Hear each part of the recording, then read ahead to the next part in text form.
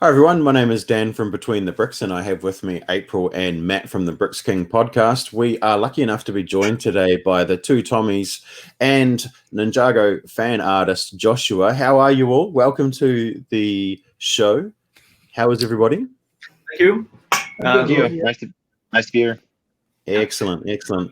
So, Tommy K, we're just going to give you a minute. If you can introduce yourself to everyone, that'll be great. Thanks. Yeah. So Tommy Kalmar, Tommy K, or in Lego, I'm the other one, because Tommy is like an institution at Lego. No, I am. In short, I'm the transmedia story guy. So I very much try to build bridge and integrate and develop stories across our platforms, from TV show, campaign, licensing, and books, and all these things to really, ultimately create a great, always on and always relevant experience throughout the year. I think that's in short. Mm-hmm. I guess that makes me institution Tommy. So I've been with Legos for 19 years at this point, and I've been working with Ninjago since 2009, when it was just like Lego Ninja. Never been able to leave it ever since. Still working on it into the future here. And I've also been involved in other franchises like Legends of Chima, Nexonites, Hidden Sides. So right now what I'm doing mostly is producing the content, meaning the TV series, running the story room, that sort of thing. And then we have Josh. Yeah, I like how you started off with the two, like, I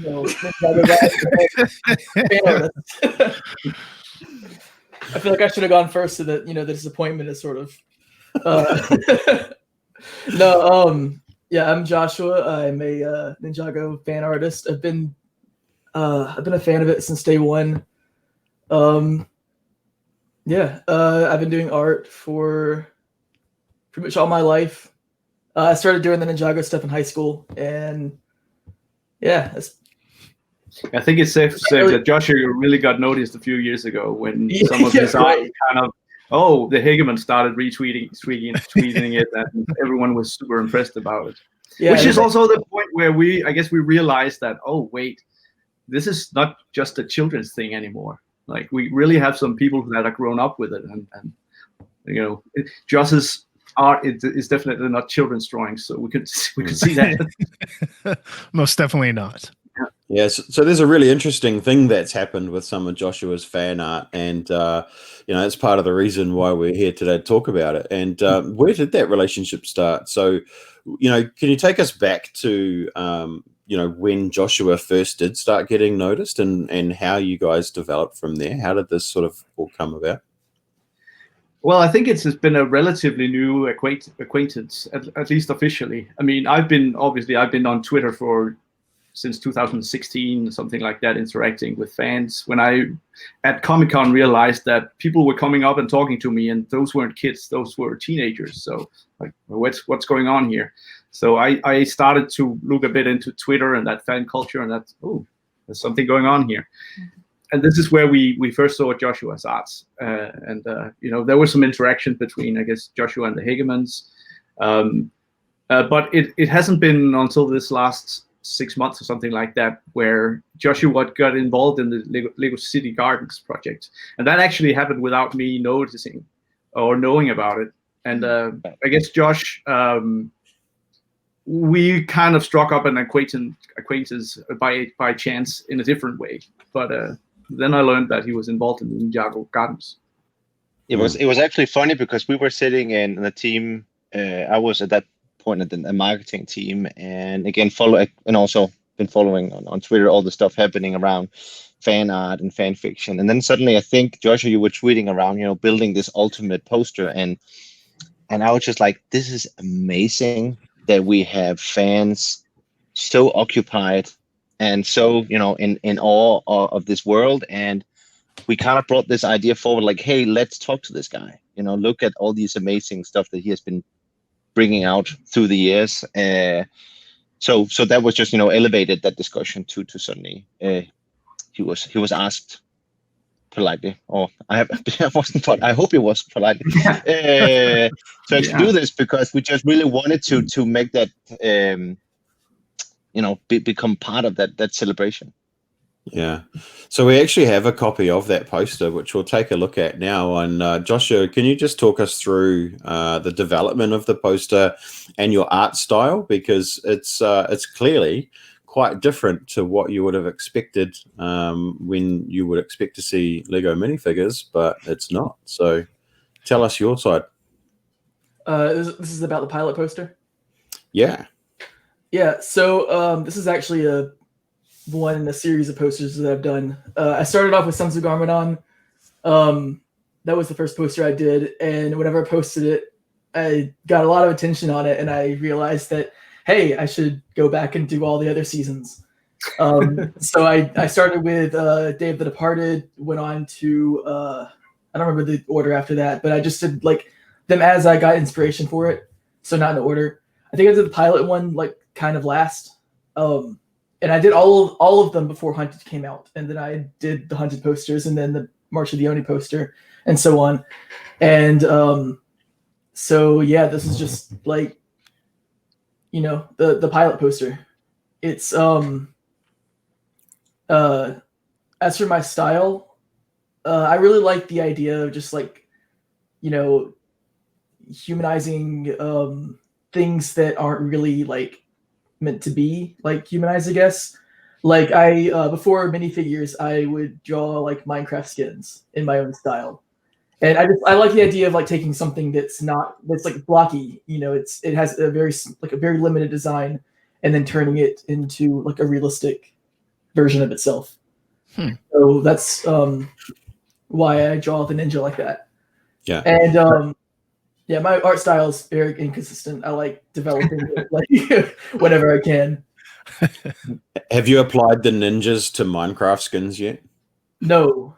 Oh.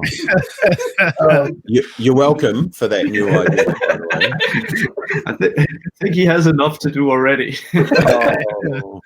But actually, that's one of the places I think we broke new ground a bit with Ninjago back in 2010. 11 when we developed this, because we got some concept artists involved on it, Christian Dam and Greg Sellers from Canada, and they actually did these more painterly posters than what Lego usually do, and you know, that became a big part of Ninjago's identity with the playing cards that followed with the spinners, and it was just very, very invigorating to see that kind of style then being interpreted and translated into these more realistic humanoid figures. So it's just been a joy to see that develop over the years.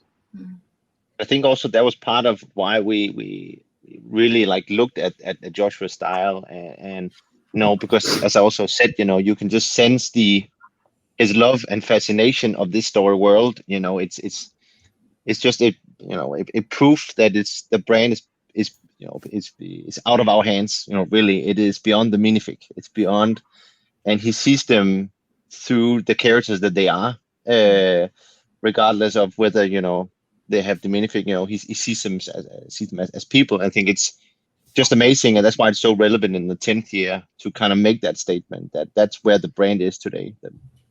And I can say it's that was safely part of, you know, maybe you will like this or not, Joshua, but that was part of inspiring that we explored different styles in Ninjago. Like we have the episodes that came out, which was more anime inspired with Ultraviolet versus Nia and that kind of thing, or Sane versus Ultraviolet.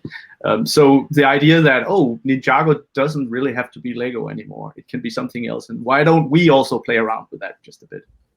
And that's where this is going to lead me, because I've been waiting for you guys to touch on this. I was waiting for the generic part of this. What you were talking about, Tommy, a few seasons ago, when you guys went and did that kind of anime style. I know you had put out on Twitter, hey, this is kind of different. Be ready. I'm really excited about this. And I know there were a lot of people that are like, oh my God, is Ninjago ending? What is happening? What did you do to it? And it turned out really interesting. You've done it, I know, in a few different seasons, most recently, whatever the last season is. But tell me kind of how that came about, because it was something that I found very interesting. It's away from the minifigure type stuff to that Would you consider it more anime? Well, anime, I think that needs to be produced in Japan or something like that. But Okay. as you've seen it, we've just done different episodes in different styles. We Sure. did the one from Master of the Mountain, which was more of a spoof of those He-Man cartoons from the 80s. So that was more in that style. So it's really just, you know, having fun with it, and that's what we kind of realized, that Ninjago could become this playground of, hey, why don't we have fun with it? We don't always need to take ourselves so seriously. Sometimes we can just say, hey, let's try this thing over here, and then we can gauge a reaction, you know, good or bad, but at least there's a reaction and we learn something from it as well. And I can promise you that's not something that we're finished experimenting with, as you will also be able to see very soon. See, look at the teaser there. Well, You heard it here first. on that kind of similar note, a few seasons ago, you guys decided to change the format for the time frame, where it went from a 22-minute episode to an 11-minute episode. And some people I know in the community have said, well, there's not a whole lot of the story isn't as deep because you have half the time. So where did the change, where was the decision to change the maybe Tommy K, you might have some really good input here with us, but where did it come from to decide to, hey, we're going to 11-minute episodes?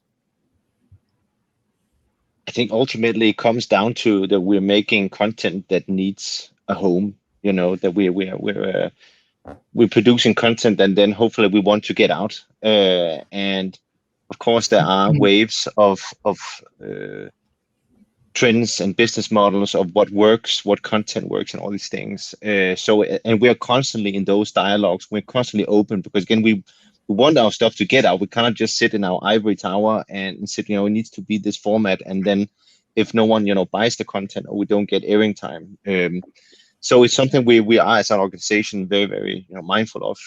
And this was really a time where, you know, 11 minutes was just, you know, we need to try this out, you know, for various reasons. One reason was that we wanted a kind of a break to say we need to be mindful of getting new kids in, and that kind of format could also help us, you know, make it a little more easy, given the less deeper narrative with 11 minutes. But of course it gave us different challenges creatively, because we were used to working, you know, the 22, you know, the Hageman's approach, which was really defining how we come about the TV show. So it gave us various restrictions to it, but I think ultimately coming into 22 with the 2 seasons of Prime Empire and Master Mountain, I really think we have mastered. You mean 20? You said 22. No, it's 22. Yeah, the 20. Yes. My head is Prime Empire, Master Mountain. Don't talk 22 just yet. No spoilers. And I think we really mastered that, because again, it's all about exploitation and exploration. I think that's also something that's becoming a key for us actually now, that we're actually leaning more and more into this. You know, how Ninjago is not necessarily confined to a format or confined to a particular amount of minutes. So it's becoming more and more interesting to telling stories, and, you know, maybe we'll change again, maybe won't. You know, I think it's opened up new doors to us in the way we think, and again also with how Tommy and the rest of the writers are working with the show of, you know, exploring side characters that we would never do as before, you know, because now this is really the format to do that. Yeah, and I can say that we were seriously nervous about this thing, like transition. Can we actually make this work? But I think we've actually kind of mastered it over a few seasons now. I think what I really like about the 11-minute format, like the 22-minute format as well, but 11-minute forces you to be really, really efficient with your time. It's not like you take a 22-minute and just split it apart, and then you have 11 and 11 here. Normally, you would take one idea and spend 22 minutes on that. But now you have 11 minutes, so you need 2 different ideas. And then you've got to be really efficient with your storytelling on that. It was also a bit of a conscious choice when we went to 11 minutes, that this is the time where we take a little break. Now we go a little easy. we can do stories where the ninja are not in the thick of it all the time. It's like, okay, let's relax, let's get to know these people, let's take it slow, and then throw in these episodes that doesn't seem to matter, but it's just good fun. But I think talking 2021 and 2022, I think you will see that we are getting into the territory where, okay, stuff matters, and you'll see that curve of intensity really ramping up in stuff to come. And so it is kind of in 2019 second half year, we really wanted to welcome new viewers on board. Let's take it easy and let's get back up to speed.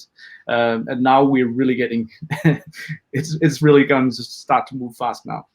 So is that the reason why the episode count stopped at the number, whatever, I can't remember what number it was? Is that why the titles of the episodes are no longer numbered? They're just, hey, this is the title of the episode, because you were trying to not reinvent, but trying to bring on that new group of people?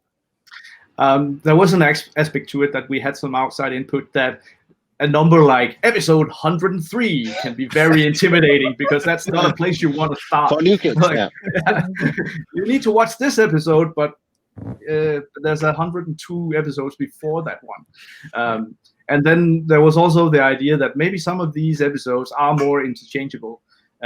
We still have like episode arcs, but you could actually take a bunch of these episodes, say the special style episode, and bunch those together, and the order of them wouldn't really matter much. So it was a kind of an attempt to give the audience to, don't scare them off, and give them an opportunity to join where they feel it's safe. But I think also, given the nature of Ninjago, it's almost like it's a soap opera for kids. That it's very a rare show that that is really, everything is just deepening all the time. Like Bold and the Beautiful, or Days of Our Lives. For kids. It keeps. Can we edit that out? How it deepens up, and I think also coming to March of the Oni, and I think also that was part of that trilogy approach with Sons of Gamadon, Haunted, and March of the Oni, was to make a bigger journey with three pieces together. That we can't keep doing that formula if we want to take that break to get new kids involved. So I think the thing is, it only opened up again, even though us involved, we know the law was, it's a continuation, but again, as I see it, at the end of the day, it's a technicality that we've removed the number, but just focusing on the title. But it's like this amazing blessing and a curse situation we find ourselves in, where we know we are making a show for kids. It needs to be accessible to the kids, and then we have this barrage of fans that know what they want and know the backstory better than Tommy and I do as well. So it's like, we always have to keep their perspective in mind, because they're the reason why we're still around. So it's trying to balance those two demographics in a way where we feel, okay, here's the good balance. And I guess Josh can speak to that. He would have left at this point if he really hated what we were doing now. Oh man, yeah, they don't call me the lore master for nothing.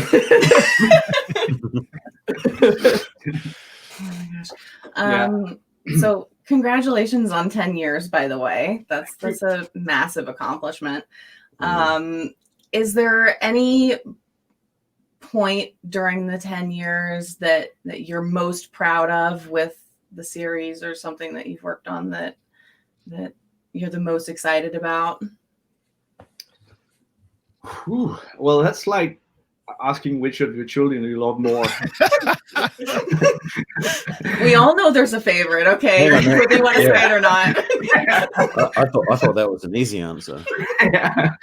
Well, there's the loser over here, and then the one I really love. No, it's not like that. No, I mean, that's I think there's advantages to everything. Obviously there's like, we don't have the Hagemans right now. How do we pick that up? Now we're bringing Braggy on board. Now it's Braggy's show.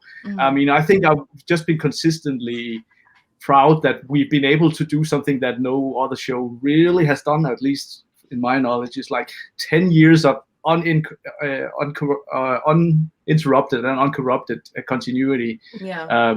I mean, all right, there may be some holes that haven't been explained yet, but rest assured they are explained.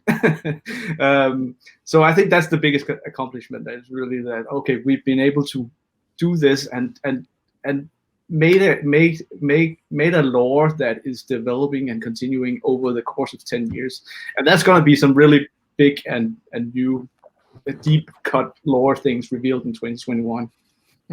I think also for me, it's a bigger franchise thing. You know, of course, one thing, of course, we're discussing TV show, but given a franchise like Ninjago, which is about ninja saving the realm, you know, then for me a big epiphany was when suddenly fans were producing this what was it called, Ninjago Pride, where fans were coming together and really just speaking to the camera what Ninjago meant to them. And we were also internally actually becoming more and more aware that this is a deeper cut, this is a deeper story world, that it's not just about ninja. And we got confirmation when hearing kids, boys and girls from all over the world telling of, you know, the deeper layers of this world, what they meant to them. And I think that was a huge for us internally to kind of realize that, you know, we're not off on this one. This feels like this really, you know, real. It's something that it's not just action, as I said, not just entertainment. I think for me that is what I'm really proud of. And so, and now we have 10 years, and we more than ever are so on top of that, understanding what really works, what is really Ninjago about, and what we need to be careful about not ruining, but we need to, you know, keep vibrant, keep fresh, because we know it is something that is, you know, it's meaningful. Yeah, that's the word.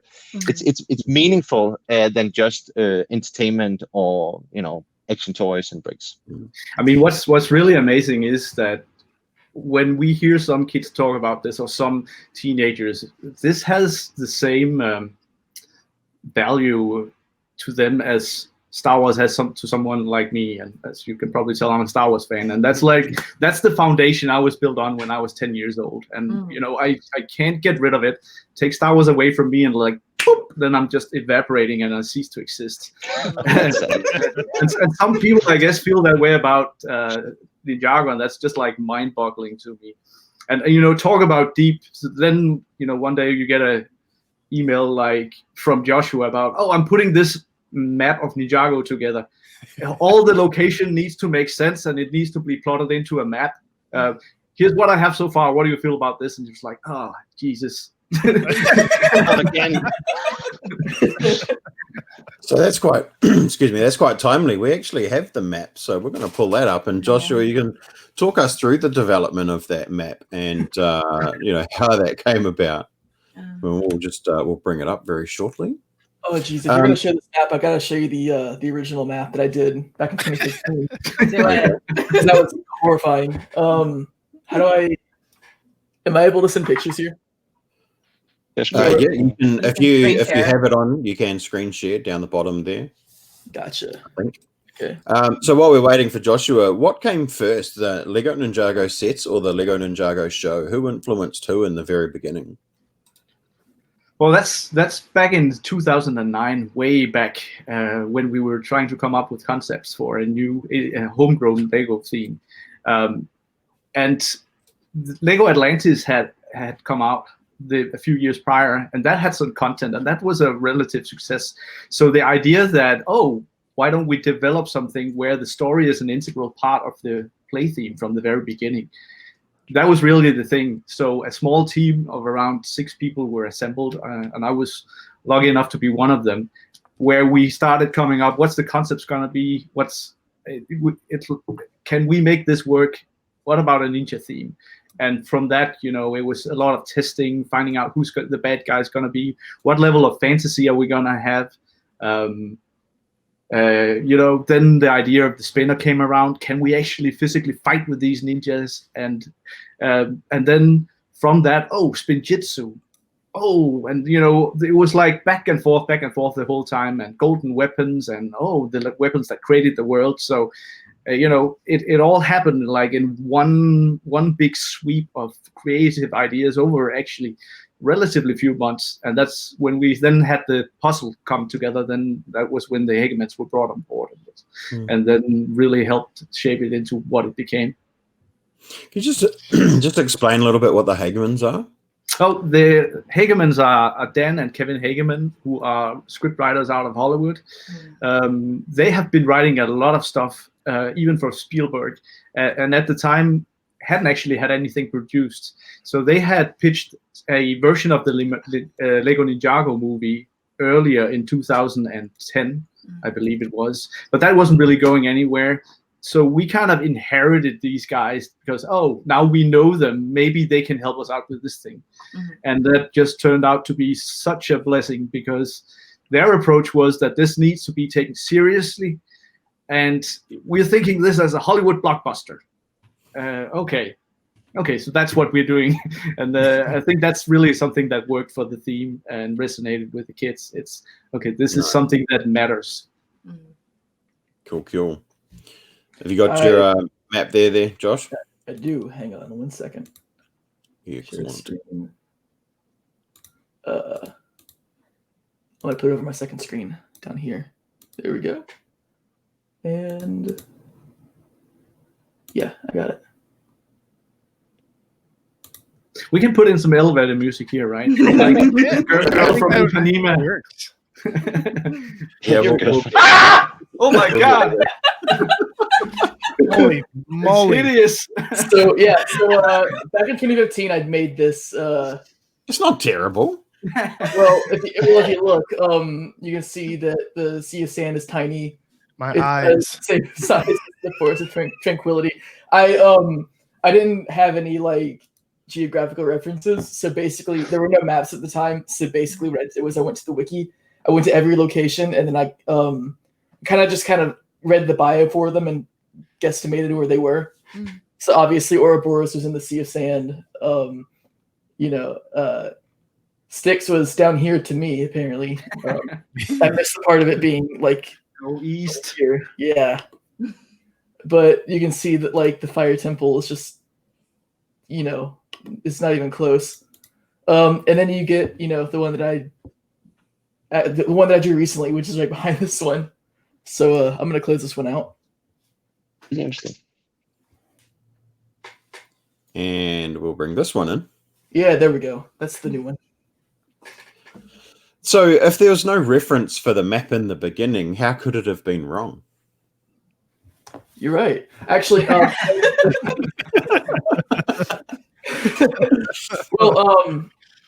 think there was actually there were no locations on it, but there was the map from Skybound, I think, that had like the layout like that I just copied from here.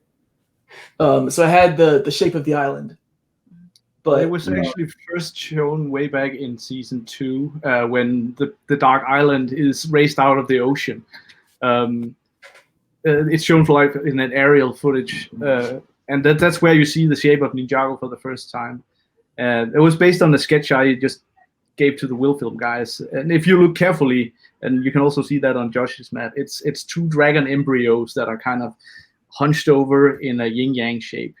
And that's also what works with the idea that this was once a connected mass of land that was split by the first Pizza Master. So throughout the development of the map, Tommy, did it realize your vision of what you thought the map was going to be? And what sort of input did you have into filling in the blanks for Joshua? I had actually done a similar exercise back in 2005.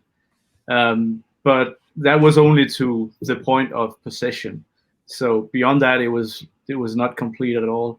But Joshua pestered me to join him in this exercise, and I think he spent like 10 hours of night meetings for me, triangulating all the travels and all the mentions of locations in episodes, and when they need to go from here to here in what appears to be an 8-hour span. So I guess the distance is up about this. And so we spent some hours putting together our best version of this. So this is, I guess, as endorsed by me as you can get. But the only reason why I brought him on was so that I didn't have to justify any of my locations to people. Tommy says so. Yeah, but it is a bit after the fact, admittedly. But I think this is as good as you can get it, actually. It is a beast. Are we likely to see this as a little Easter egg in an upcoming episode as an image on the wall in somebody's house? Well, you're welcome for the idea, by the way. I'm full of them today. This particular one, no. But if you look closely for some of Joshua's art in coming episodes, you will be able to spot some of it. Oh, that's nice. all I'll say at this point. Nice. Way to go, Tommy. Now you're going to have people watching this video that are going to be going back through the files, going back through the lore like, oh my goodness, this is coming. Oh my goodness. You're teasing the fan base. Oh, that's good. This is how you get the fan base glued to the screen. That's just perfect. Absolutely perfect. Let's see what it's gonna do. It's gonna get people to like go back to my Twitter page and like look through all my art and see what the most likely thing is. And it's gonna be the least likely thing you could have guessed. Yeah, just look for the ugliest and dumbest thing, and you know what it is. Oh man. Yeah, at the end of the day, you could inspire some sort of dream where one of the characters goes into a dream world and they become a lifelike, human character, just like another famous cartoon did the same thing going into the Lego world. Opportunities, options, they're all there. If you need an ideas guy on your team. All right. I think Dan's just trying to get his credits in the show in the future. All right. Yeah. My last name M-U-L. Oh man. So how much influence do you guys have over the sets? Because like obviously we've heard that in the Ninjago City Gardens set there are some special little Easter eggs from the show within the set. Was that brought on by you guys, or? If you look at how we collaborate and work on TV show, Tommy A is heading up the TV show, and then we are other people with different links into different branches of the organization to make sure is the DNA of the franchise intact. How we integrating the product, all these things. So we have designers that's pretty close to TV show development and really knows also the ins and outs of the lore and also can chip in there. So it is, organic collaboration with people that are already, in the know with that, just on the design side. Mm-hmm. And then they may reach out if they're in doubt, or we take into the loop if it's me or Tommy A to come if we have some feedback or some additional ideas. But nevertheless, design team usually have strong ideas because they're also very, very are into all the stories, all the episodes. Yeah, absolutely. I only saw the final version of the set a few days ago, and I didn't know that the Sane statue from Rebooted would be in there. It's just like, ooh, nice. So stuff like that, they really just work it in there themselves because they have such in-depth knowledge, and they on something like this they hardly need our input. It's just great to not be involved and then see what comes out of it. Oh, definitely. So over the years, as far as the Lego sets are concerned, how many of them have you guys collected? Josh, you go first. Oh, I thought it was just you two. So I was a day one set fan. Whenever it came out, I didn't know there was a show because I didn't really watch TV as a kid. So I was 14 at the time. But anyway, so that's how you get good at art. Like spend your time somewhere else. I bought like most of the pilot sets. I didn't buy all of the Serpentine sets because I didn't have any money because I was 14. And around Rebooted, I realized there was a show, or I realized like how to watch the show. which was 144p on my iPod Touch. So I watched it, and then I got back into like the sets. I bought most of the rebooted sets, and then I went back and bought all of the final battle sets, and then I've been collecting ever since. So I have most of the pilot. I have very few Serpentine, all of the final battle, and it just goes on. You can see right there, I have the movie bounty right there. I got a lot more in my closet, but I'm kind of like in a temporary room right now, so most of it's in storage. Yeah. Well, as for me, I think I have less than 10 sets actually. Whenever there's something that's really important, well, I feel like, oh, this is the essence of the show, like the Destiny's Bounty or the Monastery, the Temple of Light, and, or some of the dragons. I picked that up, but you know, I like things without studs. So, for instance, I'm a big Star Wars fan. I don't collect Lego Star Wars because I like my models to be, you know, more movie accurate. Sure. Fair enough. Yeah. I have a lot of the Ninjago movie stuff, and I think it's just due to the fact they're so basically built and big. And I think also it was like a turning point design-wise. They're coming out of movies suddenly, you know, because they were so amazing. Those products, whether it was the big Ninjago City or the Destiny's Bounty, that also actually influenced the designs coming out of that, of how we should amp up our products or the detail level of it. So I have a lot of those. Yeah, excellent. I have Ninjago City, the original one, but it's kind of hidden away right off like the screen. I really wanted to get the docks, but I missed out on it, and now it's like $500. So can't really get it anymore.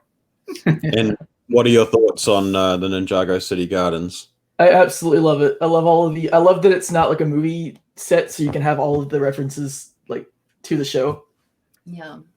Like I love the titanium Zane statue over on the left, and just I saw like other pictures of it. It was like the museum, and there was Chen's Noodle House, which is great. It looks incredible. I think also a lot of the sentiment behind the Ninjago City Gardens was to, you know, in opposition to the Ninjago City from the movie, was to, you know, 100% lean into the universe of the TV show, which then of course naturally, you know, satisfy a lot of the hardcore fans of getting those nuggets in than there wasn't in the Ninjago City one, which of course was leaning into the world of the movie. Yeah, and this will be the first time you were able to get the mechanic, which I was very pleasantly surprised about a few days ago, because we were doing stuff with him still in the TV show. So it's very nice to see those things. And as I said, I don't give much input on these things, so it's just great whenever, you know, it's like, oh, something I didn't expect, but I really didn't know I need it, but now I need it.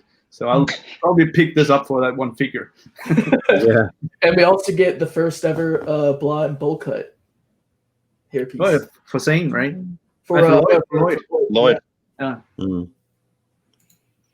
And it's a must-have for everyone who's got all of this season's sets, because obviously the 10-year anniversary figures, which is going to create an absolutely beautiful little display just on their own. Yeah. Excellent. All right. Any final questions? No, I'm looking forward to people getting their hands on that set because there's actually a little more to it than people know at this point. There will be a great component of music attached to it. So you'll be able to listen while you build, and it's absolutely stunning. Phenomenal. Right. That's exciting. So I'm gonna walk around the street with my headphones on, just bebopping to Ninjago music all day.